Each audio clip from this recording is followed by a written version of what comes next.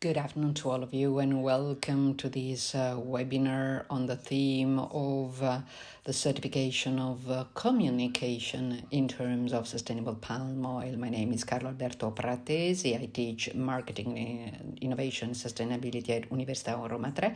But today I'll be facilitating and chairing the discussion on a not so easy topic, i.e., how to tell to the world the theme of palm oil, most especially taking account of the fact that it's not always had a good reputation, so to speak. So today we'll try and understand what the rules are and what the suggestions are that we should follow, ought to follow, so that people really understand what the opportunities and risks are of this important plant oil. So before starting, the floor to Mauro Fontana, the President of Unione Italiana per l'olio di palma sostenibile. Mauro, turn your mic on, please.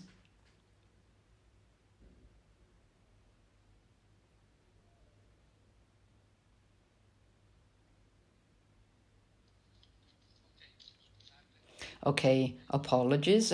Good afternoon to all of you. Yesterday, we digged into how sustainable palm oil can help achieve the 17 UN SDGs, most especially as regards nutrition and sustainable nutrition and zero deforestation. Today, instead, we'll be addressing the themes of certification and communication. These are two crucial and important themes because these are the two pillars underlying the possible spreading of sustainable palm oil, because we have to highlight that certified sustainability of sustainable palm oil is a practical guarantee of what is being declared, and we also have to be able to transparently and objectively disseminate the big steps forward by producing countries towards a broad widespread sustainability. And only if we reassure consumers, citizens and institutions about the real ability of sustainable palm oil to not cause deforestation, can we help increase the amount of sustainable palm oil. Today we stand at 19% of the total palm oil, but we can further increase this proportion so that in a short time frame, reasonably short time frame, all of the palm oil will be sustainable. Our union was established in 2015 thanks to the commitment of users or processors of palm oil and the food and oil and fat producers associations. Three main goals. One, to spread correct information based upon technical and scientific evidence about the characteristics and benefits of sustainable palm oil. And two, to promote the use of sustainable palm oil by Italian businesses. And in Italy, the food businesses use sustainable palm oil to the extent of 95%. So practically all of the businesses, they use sustainable palm oil in the food industry, allow Italy to be an important benchmark also in Europe and in the world. And third, engage and involve NGOs, institutions, citizens and businesses in the knowledge of the benefits of the use of sustainable palm oil, its promotion, and countering fake news that go against it. Today, we'll be touching upon two key points, i.e. how to ensure that the certification is a guarantee of the sustainability of palm oil, and how can communication really engage and involve citizens in a critical review of the commonplaces that are still predominant on this topic. Thank you. Thank you, Mauro, for your introduction. Now we can kick off the discussion. We start with Francesca Morgante. Francesca is Senior Manager Europe of the Roundtable for Sustainable Palm Oil, RSPO, and her task is a difficult one, i.e. to put together all of the stakeholders, most especially the producers, distributors, and others, to help increase the use of sustainable certified palm oil in the European market. I forgot to say at the beginning that you can use simultaneous interpreting. You have a globe at the bottom on the right hand side, so you can select the language you want to listen. So, Francesca, good afternoon. Some minutes to tell us where we are now. Thank you so much. Let me first share the slide deck that I've prepared for today. Hopefully you can see my screen. Okay. So, once more, thank you so much for the introduction, and thank you to Unione Italiana Oli di Palma Sostenibile for this opportunity, and also for challenging us to talk about certification and communication. There are many elements that can come from these two topics, and I will speak on behalf of our SPO. Some pieces of information on our SPO for those of you who heard about it but don't clearly know what our structure and mission are. Our SPO is the Roundtable on Sustainable Palm Oil. It is an international non-profit organization, the members of which belong to the whole supply chain of palm oil. So we have producers, large plantations and smallholders, as well as processors and producers of consumer goods of any product categories, and then retailers, as well as the banking sectors, investments, houses, and social and environmental NGOs. So starting from 2004, all of these members, 5,000 worldwide today, decided to define what sustainable palm oil is, so that this definition is always relevant at all times, and so that it meets the expectations of all of the stakeholders, including consumers, on the sustainability of this commodity. To do that, we use our tools, the certification standards. So we are an entity that sets standards. In this case, we've developed the PNC in 2018, the Independent Smallholder Standards and the Supply Chain Certification. The first two other standards used to define the production of sustainable palm oil. So they define the criteria required so that palm oil can be produced in such a manner that doesn't cause damage to the ecosystem and that does not damage the local populations. We know that, like all agricultural activities, when you have to boost economic development but coexist with nature and preserve the forests and the fragile areas of our ecosystems. Our standards have criteria against deforestation and the development of new plantations in pit areas. It is prohibited to use fires to clear land, and there are specific criteria for the protection of the rights of laborers and human rights, and we ensure that the supply chain workers have a decent wage. This for the PNC standards that apply to large plantations, and for the standard applying to independent smallholders, and 40% of the palm oil produced in Malaysia and Indonesia is in the hands of smallholders. And it is important to come up with tools to ensure that they as well can apply sustainability criteria, and so as not to exclude smallholders from the system. And then the supply chain certification is the one that ensures that once palm oil has been sustainably produced, it is also sustainably tracked and traced all along the supply chain. The RSPO standards are dynamic. Every 5 years we review them. And between the end of 2022 and the beginning of next year, we will revise the PNC. It's a long, run-out and complex process that takes account of the growing expectations in terms of restrictive criteria and the required changes. Now we are in the public consultation stage that is open to all stakeholders. So I invite you to keep an eye on the RSPO website, because we give you information on this process. And at the end of 2023, we will have a new, more restrictive and clear standard. Now, some pieces of information on the role of Europe with respect to the global production and use of conventional and certified palm oil. Some weeks ago, RSPO, together with the European partners, we have launched this new report that I invite you to download from our website, and then you will also receive the presentation. And it presents data on the performance of the European market. Here you can see, for example, the leading users of palm oil starting from 2010 to 2021. So the main consumers are Indonesia, India, and Europe, the EU 27 group.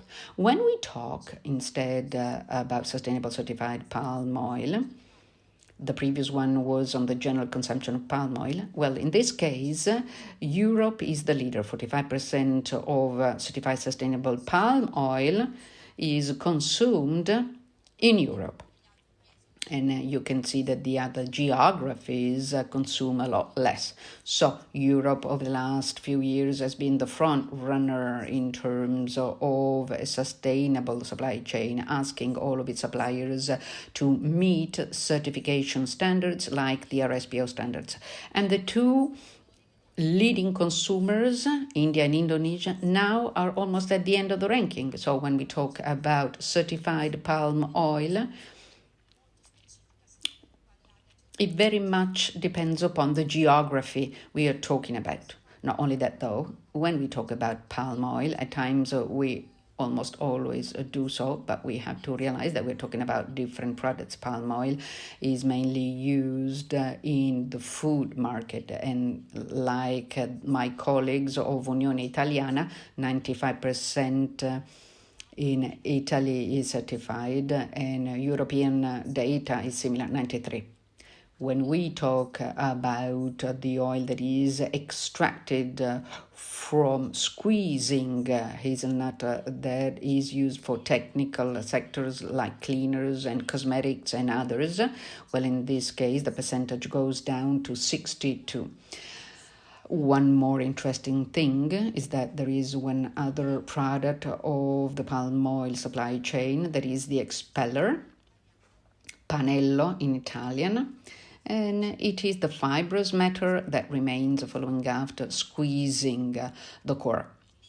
And so the use of sustainable expeller in Europe as well, so also in a front-runner country, is very low. So the whole sector of animal feed, where the expeller is mainly used, has not yet put sustainability at the center. But as you can see, there is a small increase between 2020 and 2021. So we are hopeful, even though data shows that, well, this is not yet the case. Quite clearly, when businesses use a certification like the RSPO certification, they do so for the values they believe in, as well as to have access to markets that require such a type of certification, and also to provide information to consumers. Yesterday, we've heard that there is a broad debate on the difficulty of communicating with consumers. What we have seen at RSPO is that both in Europe and in the rest of the world, the demands for using licenses from RSPO have doubled in 1 year. So the trend is quite clear. Businesses require RSPO to use the mark. It can be used for corporate communication, like on the website or in brochures and sustainability reports, as well as for product communication. And you can see from these pictures that the mark is fairly versatile. And we know that it may be big on the packaging of some products, but, well, there is a growth trend. Italy has always done very well in terms of using the RSPO mark. You have to take account of the fact that, however, many Italian businesses very much focus on exports. So maybe there are products produced in Italy with the mark and then end up in European or American markets where the sensitivity relating to sustainable palm oil was less hindered in public debate.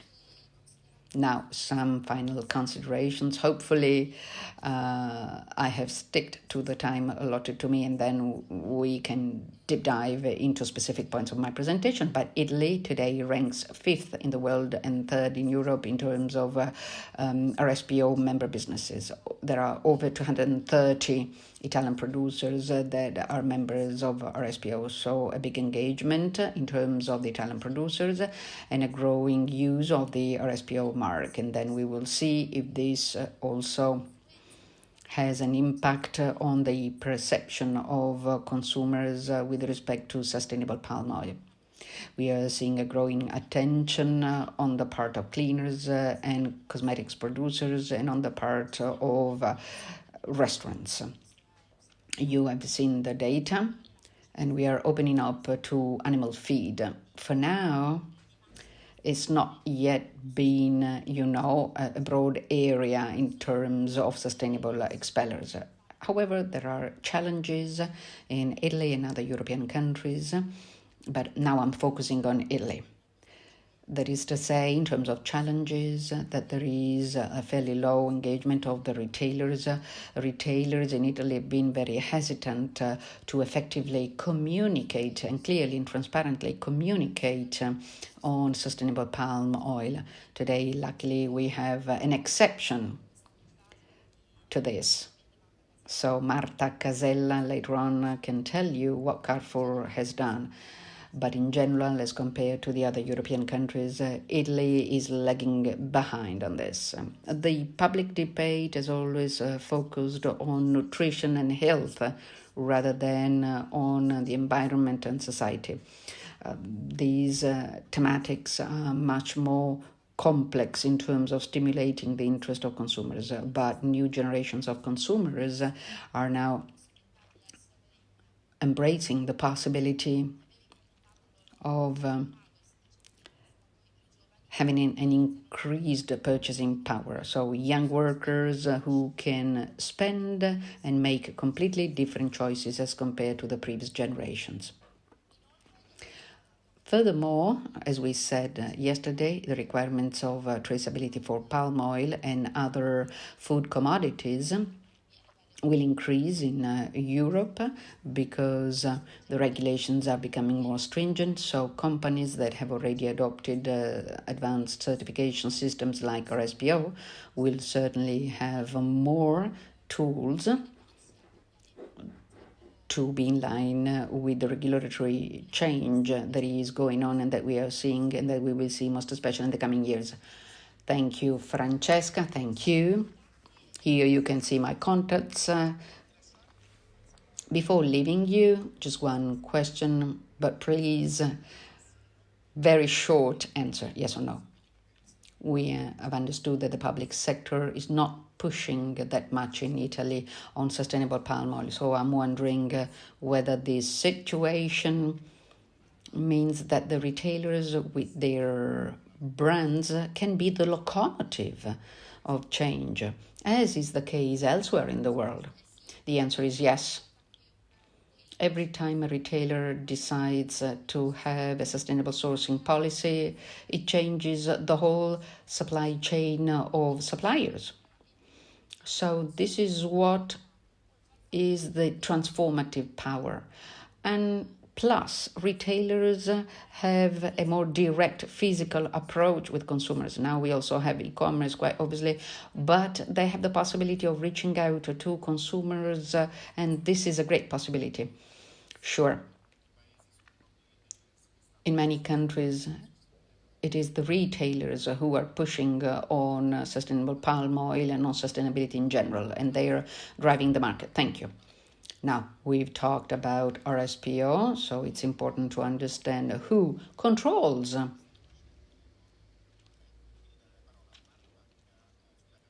So, Michela Colli. Michela is head of certification schemes 848/18. So, she's a person who should somehow help businesses correctly follow RSPO rules. A good afternoon to all of you. I'm Michela Colli. I'm head of the 848 organic food certification scheme. And specifically for today's webinar, I'm also responsible for the RSPO scheme. Give me a minute.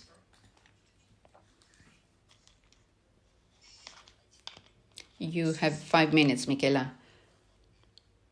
I'm telling you so you know. No worries, I'll be extremely fast. So, first of all, we said ICEA. It is a certification institute, so the name says it all about our activity. We are recognized by RSPO since 2010, and then we've also been accredited by ASI since 2012. ASI is the entity that has been set up for this scheme in 2012, and we work in compliance with ISO and RSPO criteria. And we comply with a certification that is different from the certification relating to the plantation standards. Our core business is organic, most especially for food, but over the years we've become leaders of a certification also for textile and sustainable cosmetics, as well as RSPO certification. So we have an across-the-board vision of the market where palm oil is used. The RSPO certification guarantees through the appropriate controls that the RSPO product is actually made with raw materials coming from certified plantations. The fundamental work we do is on traceability of the supply chain. We verify the production processes and the qualifications, so the entry of the product in the business with raw materials, so qualification of suppliers and supplies, and then the production processes, and the exit of the product from the business with all of the declarations. This is all included in the RSPO standards, which are a guideline for operators to be compliant with the standards.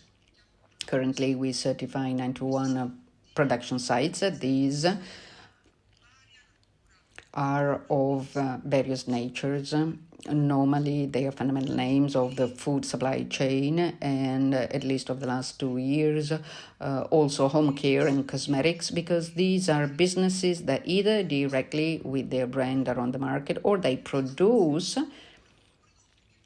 products that the consumer consumes under others' brands. Italy, like Francesca says, ranks 5th worldwide in terms of RSPO members, and amongst the members, as of today, we have 195 production sites in Italy, already supply chain certified, and out of these, we've seen how many have been certified by ICEA. Palm oil can be said to be sustainable when the entire distribution chain, so from plantation to final consumer, is certified based upon well-defined and recognized standards. So RSPO recognizes through ASI, and through these controls, it is possible to guarantee to final consumers as well as to all of the supply chain players that the product we find in the market is one that is made according to criteria that limit the impact of production on the environment and workers. So, like the certification standard has 3 levels, and 2 levels are about the complete traceability of palm oil from the final consumer to the plantation or the first extraction. So it's a worldwide control. The audit for the RSPO certification scheme reflects the ISO control and certification criteria of most of the certification schemes. It meets the requirements of the RSPO supply chain certification system, and it establishes the minimal requirements and methodologies for the businesses that have to work in compliance with the RSPO supply chain certification standard. And it guarantees harmonized procedures for all of the control bodies recognized by IRSPO, because they're all accredited by the same accreditation body, which in practice works with all of us in the same way. In general, we can say that in order to purchase an RSPO certified fat and declare it as such in the outgoing product, it is mandatory to have the certification of the whole supply chain. And this is based on product traceability. There are annual controls, they are planned, and we require businesses to provide information, and this is verified directly in the business. The pre-requirement to have access to the certification is to be members of RSPO, because, and by the way, this is fundamental for RSPO, i.e. The producers must be members and part of a big system. I'll conclude by showing to you the main problems. There's not a full list, but these are the main ones, and this is what businesses tell us when we do controls. First of all, we have problems in finding certified raw materials, in particular as regards home and personal care, because they are the latecomers. Whereas in the food sector, we talk about simpler raw materials like palm oil and margarine. And in any case, they started years ago. The non-food sectors instead have become more interested in recent years, and they need very specific and processed raw materials, and so sourcing them is not that simple in terms of certification. And then on the side of the customer, okay, Michela, no worries, we'll come to that. Okay, perfect.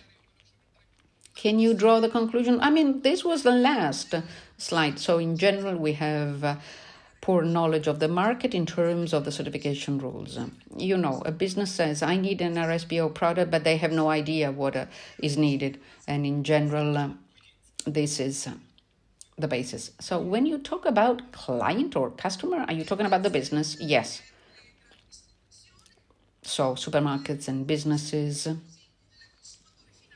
The final consumer, even less so, has even less knowledge of the product. Okay, after you, we will hear the customer or client. One question, yes or no? Have you seen an increase in requests for memberships of RSPO? Yes, sure. Like I said, most especially from the non-food sector, this is due to more awareness of the market and consumers. And on the other hand,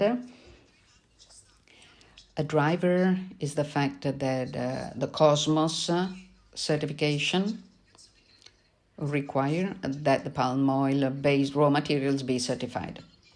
So they bring along all of these package of potential new businesses interested in certification. Okay, thank you, Michela. Apologies, at times I will be harsh as a timekeeper, but we have to finish on time. Now, Marta Casella. Now we have a business telling something about their relationship with the sustainable palm oil world. She's a CSR manager of Carrefour Italy. And so maybe she will tell us if it is true that you recognize this added value of sustainable palm oil. And in any case, tell us what's your view. Thank you so much for inviting me. And thank you to the previous speakers. I'll tell you the story of Carrefour with respect to sustainable palm oil.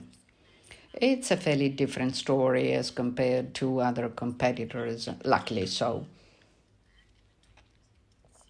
Allow me to put the slide deck in full screen.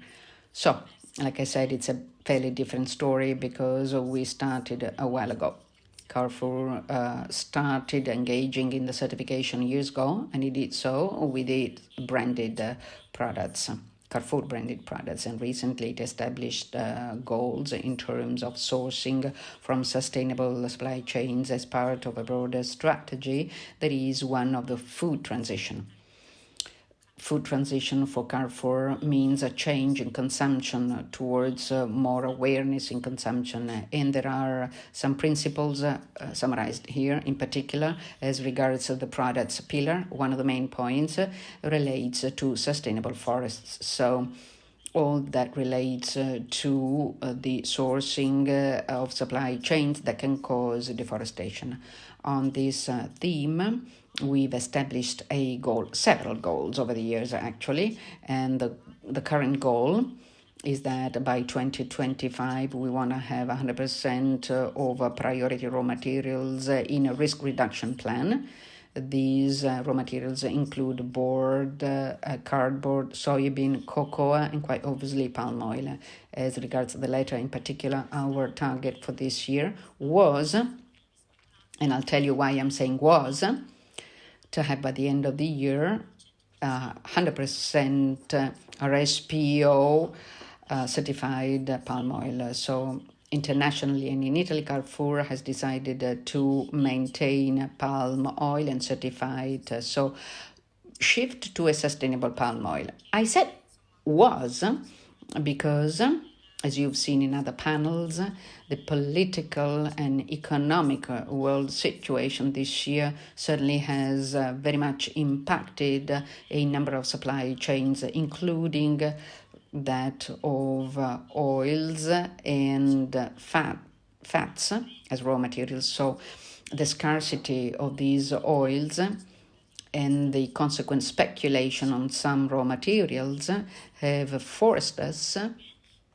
to make exceptions. So we have not yet achieved 100% of the target as expected, but we have had to make exceptions. This doesn't mean that we've interrupted our certification process, but it simply means that the challenge is to address the worldwide geopolitical situation. So we are continuously engaged on sustainability. Like I said, we started a while ago, and we've, started in 2006. Carrefour in Italy started a bit later, but we've been working for 10 years on tracking palm oil. So hopefully, as a matter of fact, this year, between this year and next year, we will have 100% of 100% certified products. Like the previous speaker said, as a matter of fact, there are some suppliers that have difficulties approaching sustainable supply chains. We're not seeing this for palm oil only, but also for many other themes that cause deforestation. So what a retailer like Carrefour, thanks to the support of ICEA and RSPO, what they can do is to share best practices and support suppliers in this change, including at this time of difficulty. We work together with suppliers. So there's a contact between non-profit organizations and NGOs, and we stimulate change because since they are our suppliers and we have a target, they adapt to our target. But it's a shared adaptation. So what we do is this, to support client/customers, and in this case, those who source sustainable palm oil. This is the principle of food transition. So to offer quality, reliable nutrition, and reliable is important for this panel, and at an affordable price. And this is our principle for palm oil as well. Thank you, Barbara. Thank you for being so fast. Before leaving you, just one thing. What type of feeling do you have in terms of the behavior and requirements and wishes of your customers, so shoppers? Because Gwendalina Grafigna will talk about that, but I want your view on that. Has there been an evolution? Good news? Well, for sure, consumers are increasingly focused on many themes, and the theme of deforestation, if correctly communicated through certification, is important for them.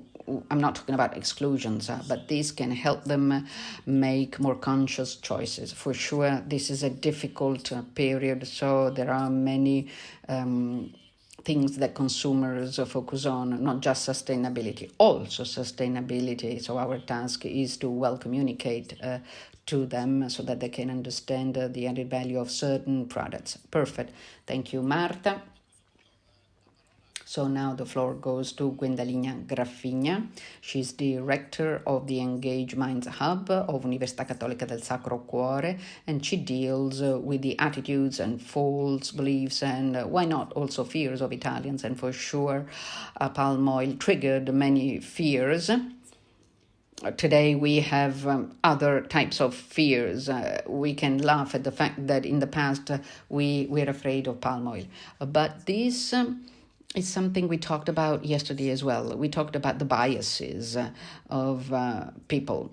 When a company like Carrefour intends to communicate, it has to take account of the fact that it communicates to persons who more often than not don't agree and maybe are not willing to change their mind. How can you explain the way in which businesses should approach communication for palm oil? Thank you. Yes, I'll tell you something. I'll give data about a survey that we have conducted on 1,200 Italians. The sample is representative of the Italian population by geography, education, gender, and income.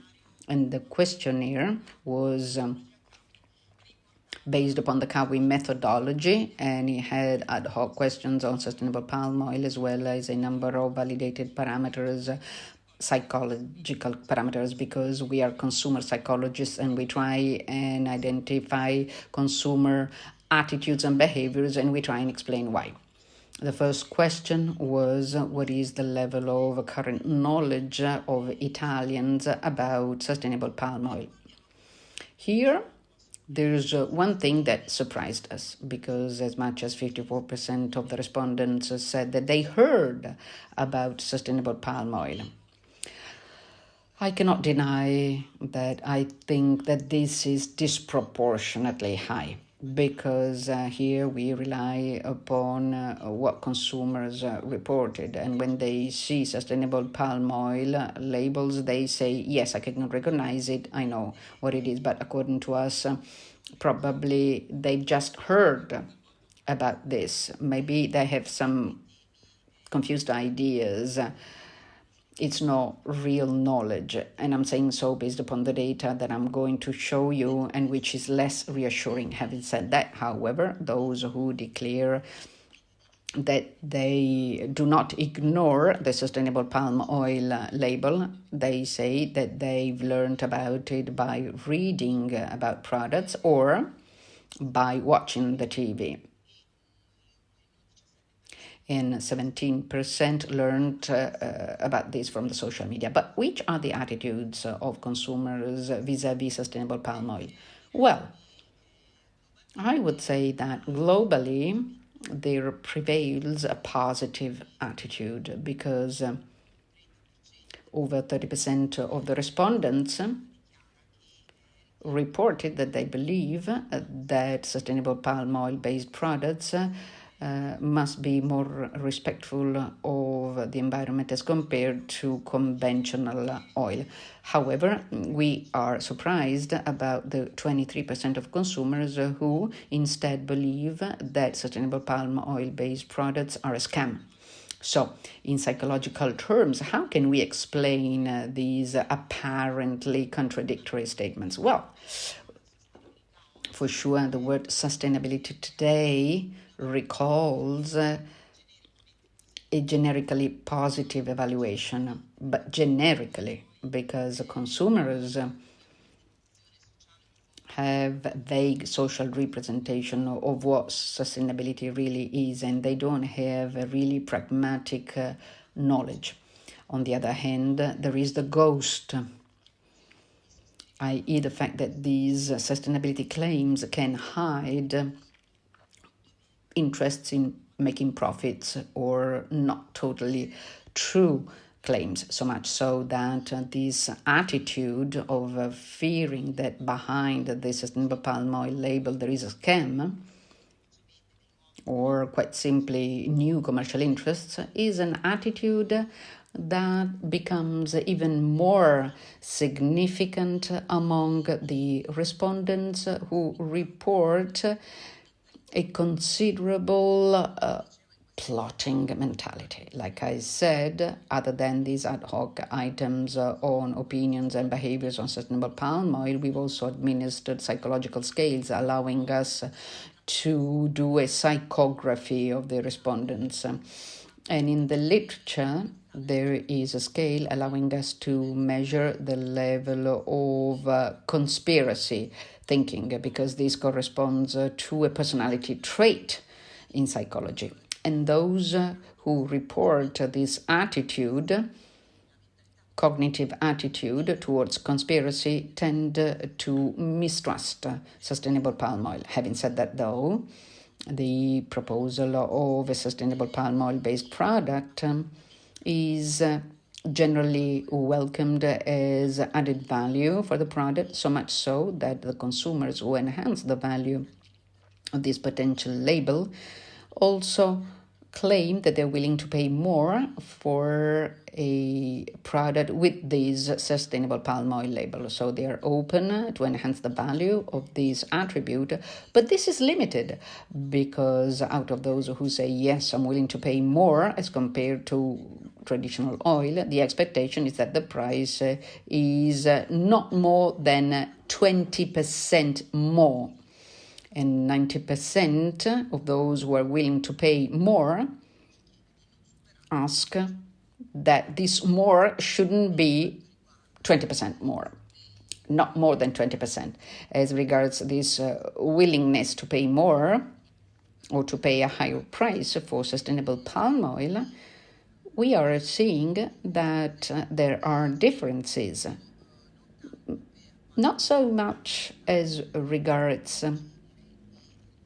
gender or education, and in general there are no differences also as regards the starting income of respondents. And this is another very interesting element, because in contrast with what classical economics say, i.e. that the willingness to pay more or less for a product depends upon the utility or usefulness and the cost-to-benefit ratio, well, this would lead us to think that this assumed benefit of a sustainable palm oil can vary as a function of the actual purchasing power of consumers. Instead, based upon this psychological study, it would seem that this is not the case, because it becomes an abstract, appealing attribute, and there is willingness to pay more, but this is not coincident with the purchasing power. And we are seeing that those with the lesser purchasing power tend to not pay more for products which are not in line with their values, but in any case, they invest more on the products that are more rewarding. Likewise, it is interesting that there is no difference between those who initially stated that they are more or less informed about sustainable palm oil. So once we tell them what sustainable palm oil means and how such a product could be, this information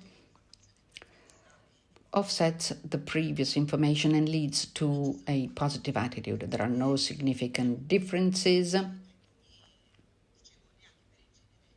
in terms of gender and income brackets. Instead, there are interesting differences as regards the geography. For sure, in northern Italy, there is less willingness to pay more, And likewise, there is a different availability depending on age. The young sociologically are more aware of sustainability, and they are more oriented to pay more for a sustainable palm oil based product. And the reverse for those who are over 55. We've tried to profile consumers psychologically.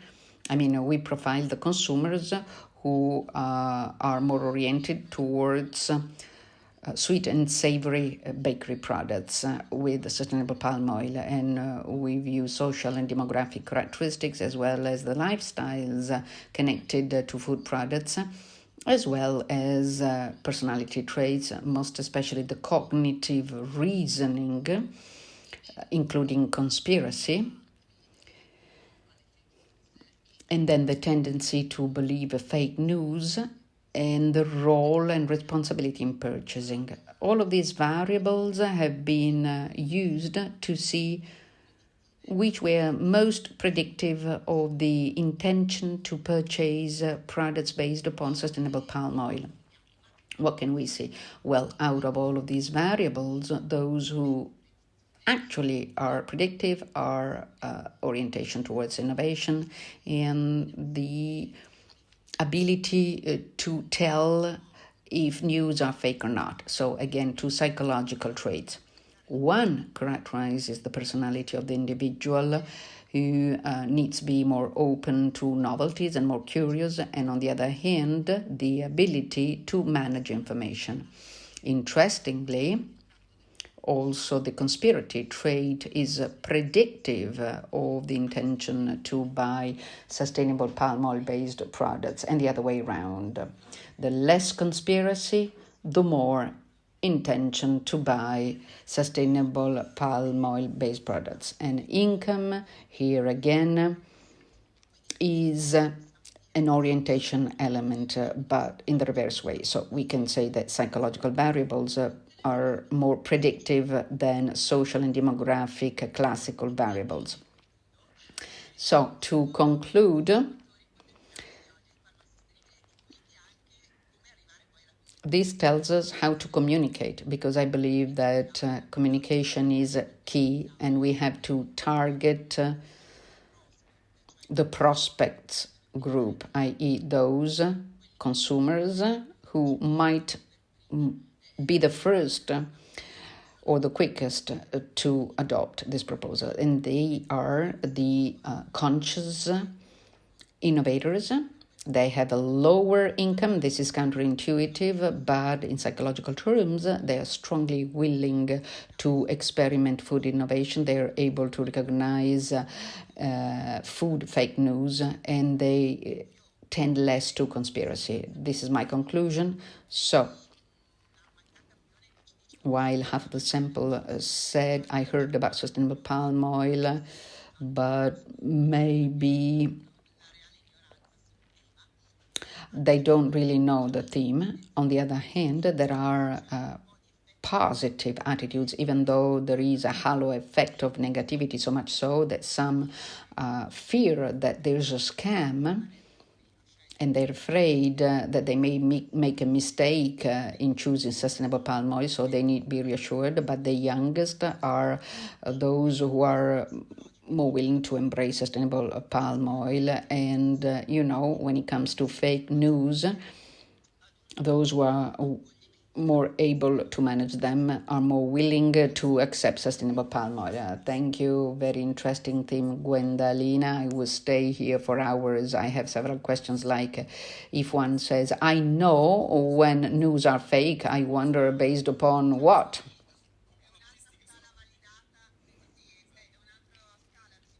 It's a psychological scale that measures digital literacy competencies. Oh, okay, got it. Because like when I say I always tell the truth. And then a quick question.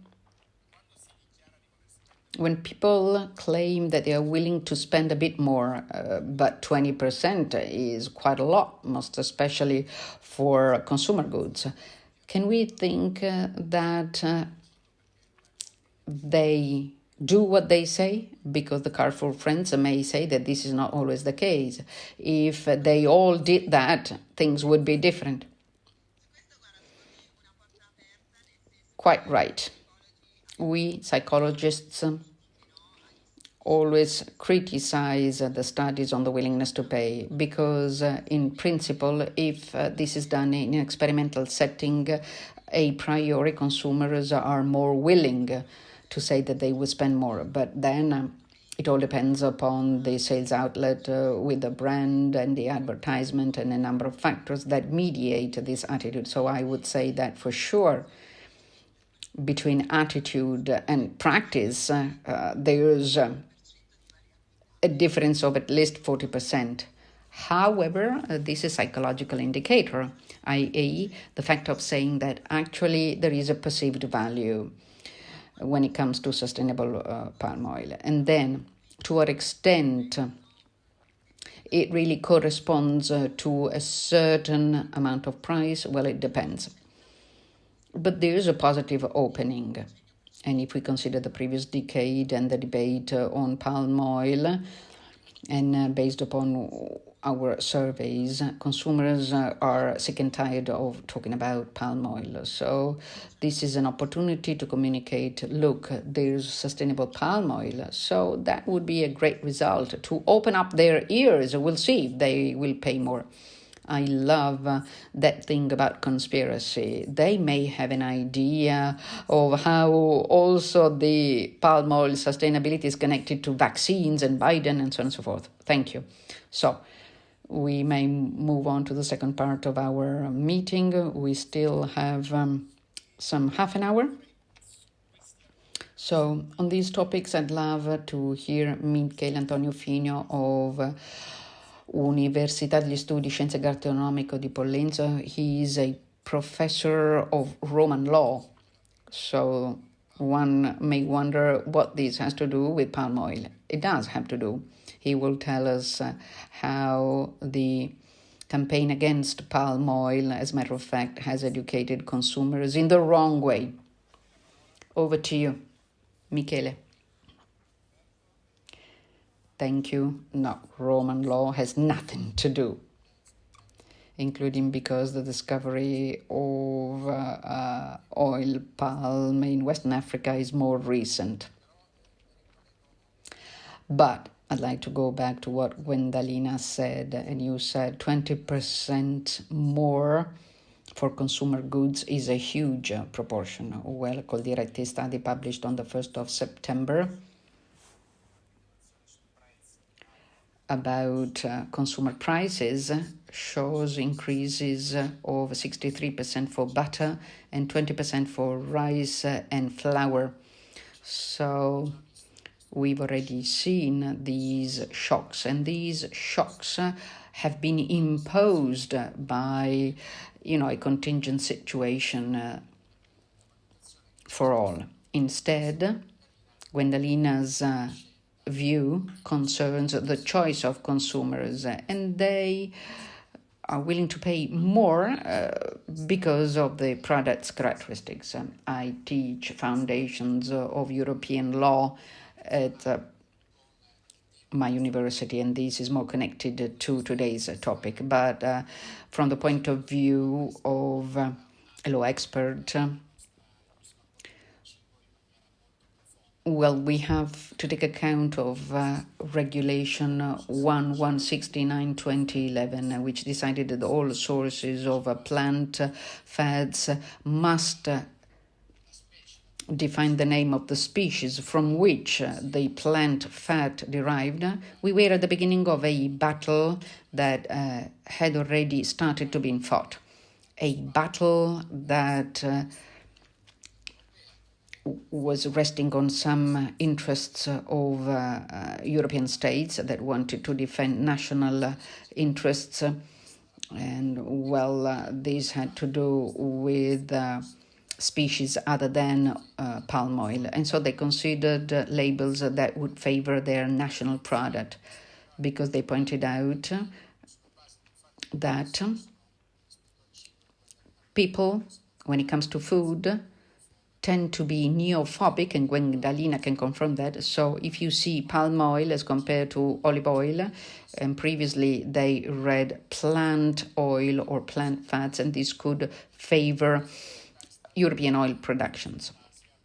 This was like in Fantasia when Mickey Mouse finds a way to multiply brooms, because what used to be a short-lived benefit and nationalism, like with the French, this has really become a nightmare, like in Fantasia, because this paved the way for conspiracy trends. Gwendalina's data is very interesting for those who deal with the democratic sharing of rules, because the fact that the young are willing to a new communication contract on sustainable palm oil does not only depend on their fresh mind as compared to the boomers, and I'm a boomer. Mauro Fontana, Carlo Alberto, and others like me are boomers, but this is not the only reason. It's not only about freshness of the mind of the youth. But when 10 years ago they had to decide for or against palm oil, they didn't decide. They didn't decide to say no to palm oil in terms of their political identity. And those who did today express annoyance because we continue to talk about palm oil. They know that they've embraced the cause of those who wanted to pay for ads to disseminate certain information about against palm oil. But today changing their mind would mean that they were stupid, including maybe in the interest of the orangutans, and so they're not going to change their mind. This politically and in terms of regulations is extremely severe as a problem, because every time that a technical problem is polarized based upon positions that is very poor in terms of theory, this creates movements of opinion that make it impossible, since we are a democracy, to arrive at new shared solutions, because we are unable to make people change their mind, but they would be willing to recognize new information. Plus, the main Italian press agency that has disseminated fake news over the last decade continues to do so, saying that palm oil has been defined as an environmental disaster. They refer to palm oil as an environmental disaster, harmful for the health of humans. And this was published, edited, this stays online. I checked it 5 minutes ago because I didn't want to mention the wrong sources. But this also confirms that this is not the case, despite the work of RSPO and the new information made available. And RSPO is crucified by the same people. And today, according to me, there should be more communication about this certification, to have a new communication contract. And it's about the time between deforestation and the possibility to qualify as a sustainable a crop on a piece of land once occupied by the forest, because conspiracy press against sustainable palm oil say that crops are on land that used to be forest 35 years ago. So on that, we should make a communication effort, because once we've solved this problem, the other aspects of the supply chain, i.e. the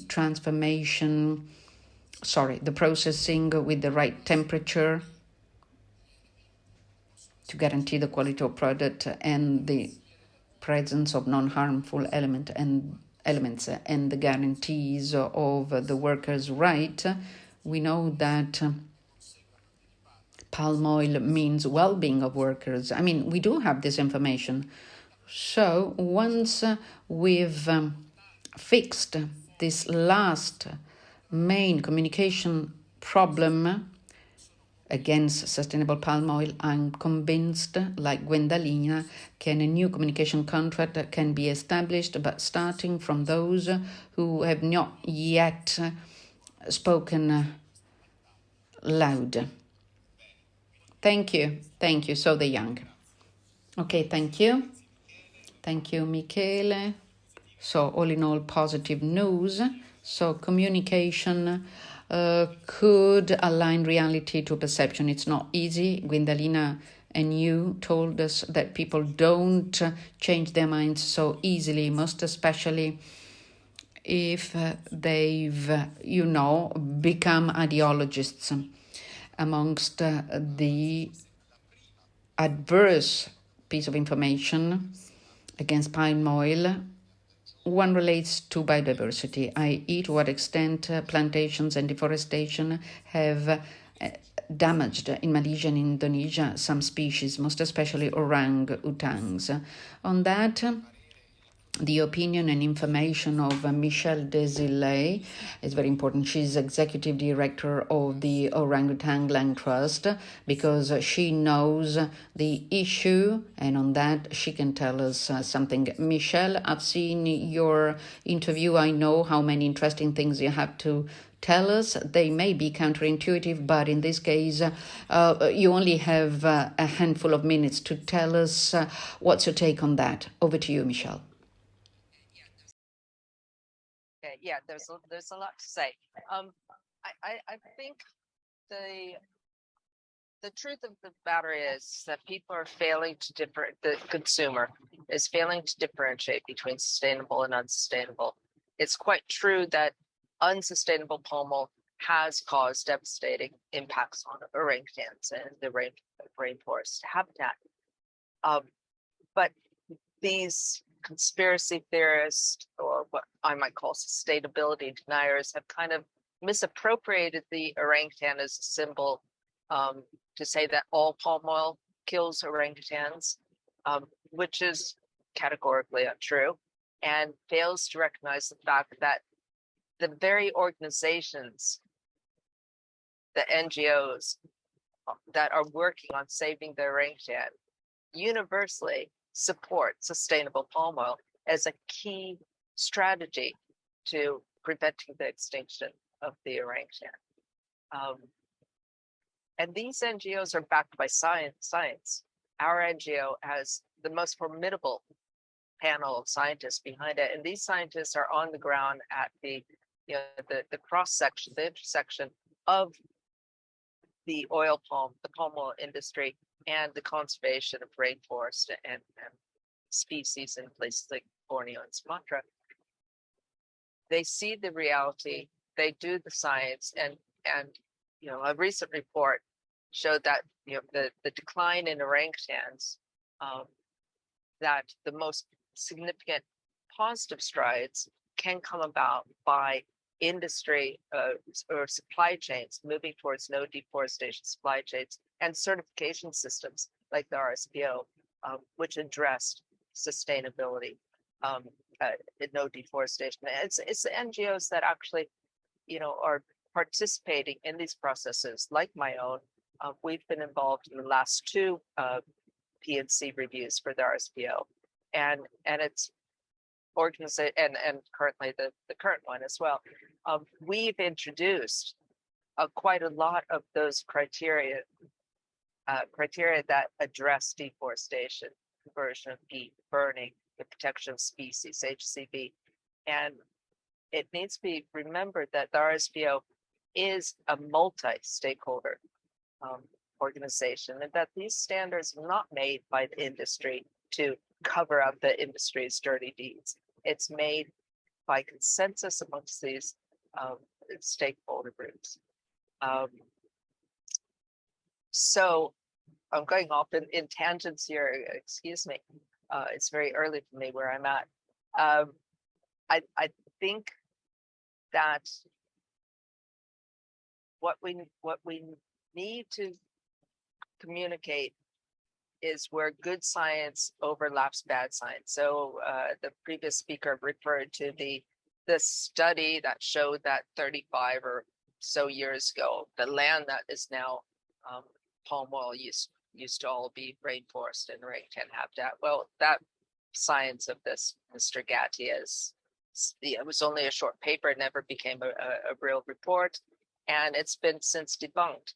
And there's bad science out there, and there's good science, and the technology is there for sensible people to review, like the Global Forest Watch. And so if the supply chain, members of the supply chain work with NGOs and scientists to get the real news out there, I think we have a chance to change the minds of those, particularly the young people who are more open to innovative ideas and positive progress, change their minds. I think those who fit into the conspiracy theorists, the sustainability deniers, they're not going to be persuaded, and I think we waste our efforts trying to persuade them. I wonder what else I can say about this. Our founder, Lona Drosha Nielsen, has rescued more orangutans than any other human on Earth. With her, I helped create what is now the largest primate rescue center in the world, an orangutan rescue center in Central Kalimantan in Indonesia. We built that center in 1998 to hold up to 100 orangutans. By the early 2000s, we had over 800, many of them victims of oil palm clearing their habitat. And it became evident to us that we had to do something about this. I have a feeling that I'm being interrupted by somebody with technical problems to say my time is up. But the fact is that those numbers would continue to increase if we didn't sit down with the growers themselves and with the supply chain and look for solutions rather than just condemn the entire system. There's a benefit to that. Thank you, Michelle. Yeah. Una domanda. Nel definire gli standard e quindi nel gestire tutta la questione dell'olio di palma sostenibile, che ruolo hanno avuto le ONG e come voi vi siete sentiti come ONG coinvolti nel discorso? Quindi possiamo dire che è stato un buon esempio di come si collabora tra aziende, istituzioni e ONG. Okay, thank you. I think the ASviS represents the best of what collaboration between NGOs and businesses and growers can look like. All of the working groups, the task forces, upon which I sit upon many, complaints panel, biodiversity, high conservation working group, etc. No deforestation task force. They all comprise an equal representation of the stakeholder groups and social and environmental NGOs with very strong characters and outspoken people representing the larger constituency of environmental and social NGOs and thereby the rights of workers and communities and the biodiversity of this planet. They have a voice, and because decisions are based on consensus, they can't be silent. You can't silence them just because a grower is worth billions and a small NGO like mine struggles to pay the rent. And it's a very positive. It's grown to be more positive. To be fair, the earlier ones were a little bit more conflicting. But I just came back from a second meeting of the P&C task force, and it was very positive and we're seeing progress Bene. every Io- day. So It's good to know that things keep moving, in this case for good, including thanks to the collaboration amongst many diversified stakeholders. And it's good to say that the case of palm oil can be taken as a benchmark in terms of what you can do by collaborating to have more sustainability. Carlotta Basili, Amici della Terra, one more non-profit organization. It could be interesting to know whether or not she agrees with Michelle in terms of effective collaboration between different players. I imagine that you, Carlotta, have a more Italian focus, so maybe you can tell us whether or not you've seen this collaboration in Italy as well. What I've seen for sure is that there's been a period of hot discussions and crisis, and some non-profit organizations found it difficult to communicate their position because they could have been damaged.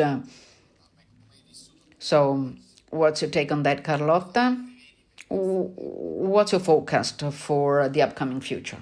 First of all, good afternoon to all of you, and thank you for having me here.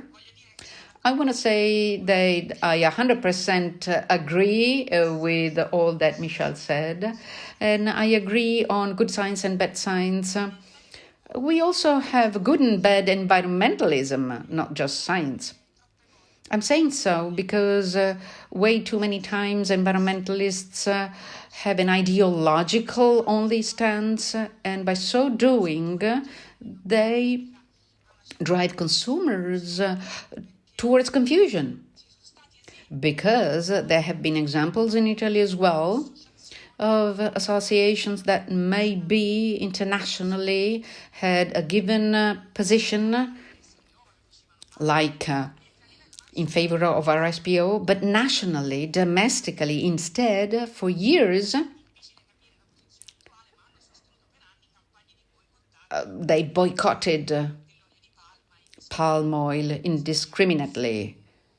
And we know that this is counterproductive because indiscriminate boycotting eventually leads to less willingness by the supply chain to be certified and to improve in terms of sustainability. Instead, we, since the beginning of the debate, we've been not so popular because we've always supported palm oil in its continuous improvement towards sustainability. We believe that the RSPO experience in general,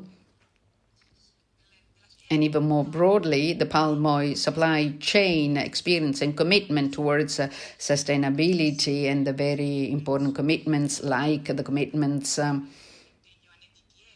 like the NDPE commitment. I mean, they are very important commitments, and palm oil supply chain has been a forerunner. And we believe that this is an important, good example, one of the first best practices in terms of the results you can achieve when a production supply chain collaborates and is driven, steered by an increase in the awareness of consumers with respect to environmental protection, but not only that. Like Francesca said, the RSPO criteria relate to the environment as well as to the socio-economic conditions of workers. And so the certified palm oil supply chain can guarantee many positive factors. Everything started from a greater awareness of the issues, problems that unfortunately in the past have been caused by palm oil plantations. So there are two sides, positive and negative. The positive one is the greater commitment starting from the producers to move towards sustainability. The negative side is, like I said before, the fact that there's been indiscriminate boycotting that is not productive. It doesn't add any value. As a matter of fact, like I said before, boycotting reduces sustainability. So according to me, the environmentalist associations like us and others, what we should do is act on two fronts. On the one hand, we have the important task of communicating information to the public through practical hard data, the good science that Michelle touched on. And like Francesca said, our communication should be effective and transparent. So clear, effective communication that should push companies to do the same, because in Italy we are afraid of the average consumer and the conspiracy theories. There are many people who believe that palm oil is bad for health and the environment, but we have to tell them the story of sustainable palm oil, which is not so well known, but which instead is the alternative. It is a real alternative to traditional palm oil, including for the environment and in terms of sustainability. Okay, thank you, Carlotta. Thank you for being so clear. So, now you have an idea of what businesses are doing, what retailers and distributors and or NGOs are doing, and what certification bodies are doing. And we've understood that the system is moving in the right direction and is improving. It would appear that the only ones who should become part of this movement are the consumers. They've been presented as being conspiracy believers. They believe in fake news. They don't walk the talk, and they don't want to change their mind. Before they were against palm oil, they find it difficult to change their mind. I'm exaggerating quite obviously, but I want to ask Tiziana Toto, who's from Cittadinanza Attiva. Let us refocus on consumers, because at the end of the day, they are the ones who foot the bill for palm oil. They make donations to NGOs and they pay the taxes. So it is they who decide what market there should be. How do you see them? Is there an evolution towards a better balance in decision making, or is it true that the situation is still polarized on this topic? First of all, good afternoon to all of you and welcome. I would say that it's a bit and a bit. Compared to the past, there certainly is more awareness and more sensitivity vis-a-vis certain themes, and so there's more discernment when it comes to making a consumption choice towards responsibility and sustainability. But it's not like this for all. There is a varied situation, and the main drivers of change are the young. The young are the vectors of innovation and change, because it's very difficult to change habits. It's very difficult for a part of the population that has, time-honored habits. They've been pushed by consumerism. We're talking about the boomers. For sure, the level of information is not helpful because,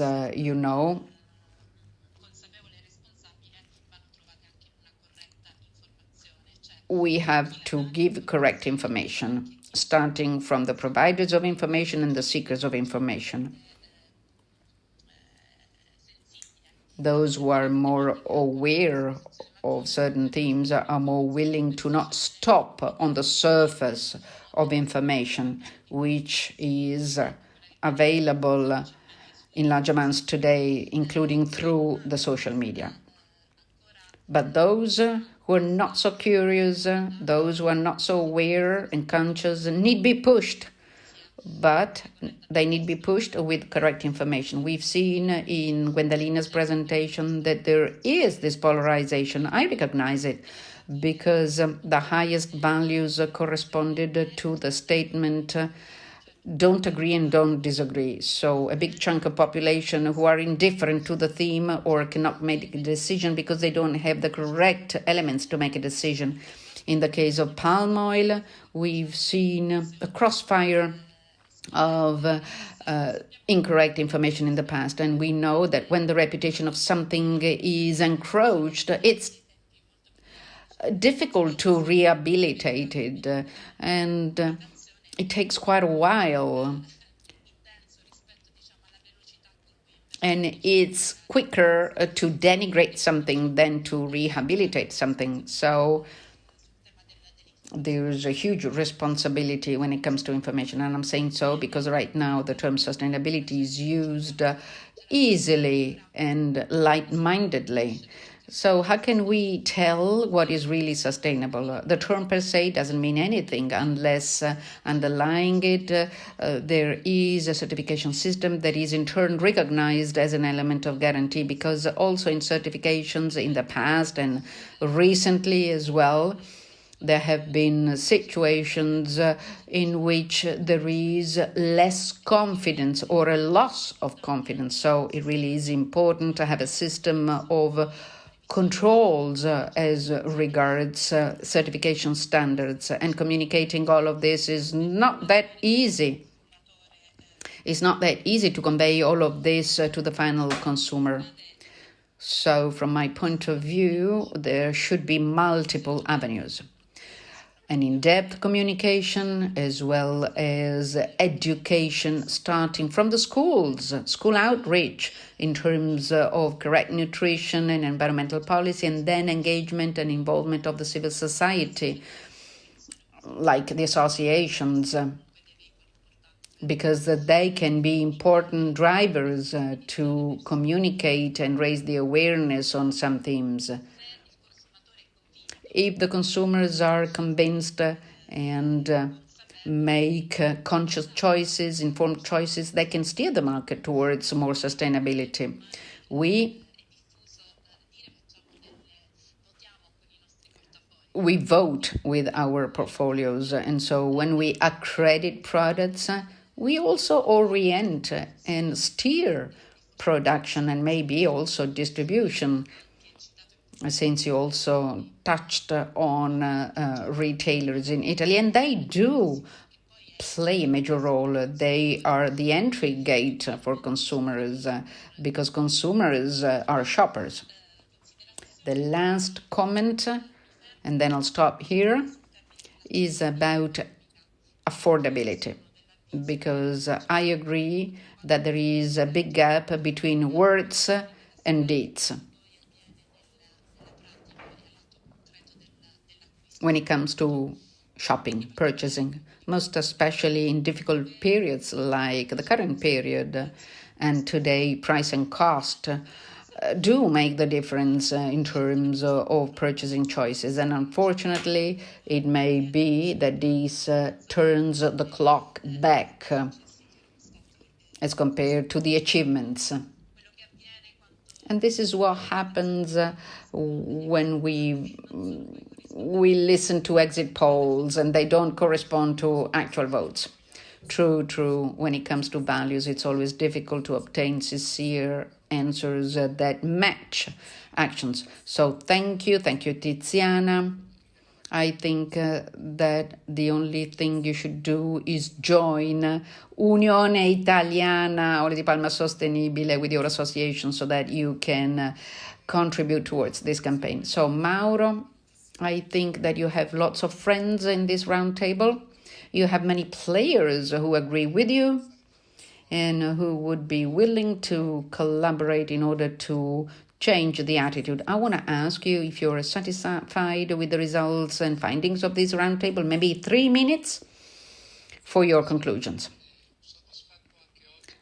Today, just like yesterday, I'm satisfied because, we've talked about many topics. We've had very interesting analysis and evaluations. On the one hand, with respect to certification, we've received confirmations on the good mechanisms. For sure, 5 years between any two reviews was okay in the past. Maybe today this should be shorter, because in 1 year the world changes completely, as we've seen over the last 2 years. So we have to continuously reassure consumers.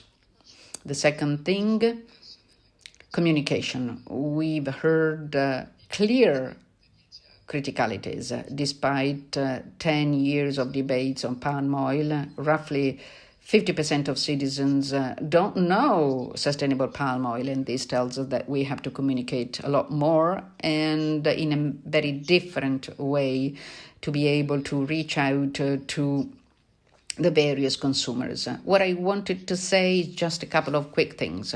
For sure, the world has changed and is changing in these months. I want to remind you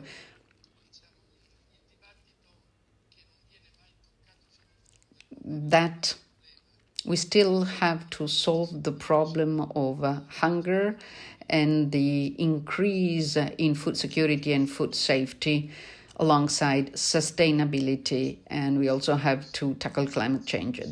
There may be contradictions, and unless we dig deeper into them and unless we fix these issues by joining forces, we will not find a way out, and we have to find the way out as soon as possible.